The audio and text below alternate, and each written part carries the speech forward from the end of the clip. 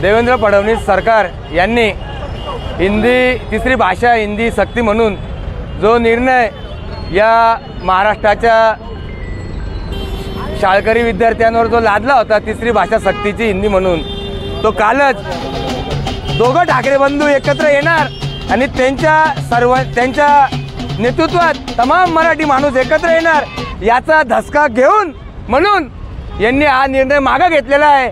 आणि हा सर्वस्व, हा विजय हा मराठी माणसाचा विजय आहे।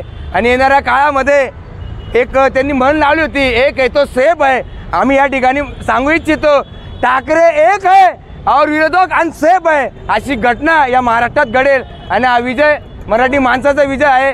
म्हणून आज आम्ही या ठिकाणी धुळ्यातले आमचे शिवसेनेचे जिल्हा प्रमुख अतुल भाऊ, महानगर प्रमुख धीरज भाऊ आणि आमचे सगळे महाराष्ट्र नवनिर्माण सेना महानगराचे व विद्यार्थी सेनेचे पदाधिकारी आम्ही सगळे एकत्र येऊन या ठिकाणी जो विजय झाला मराठी माणसाचा, त्या संदर्भामध्ये आम्ही या ठिकाणी जल्लोष, फटाके वाजवून, वाजंत्री वाजवून या ठिकाणी साजरा केलेला आहे।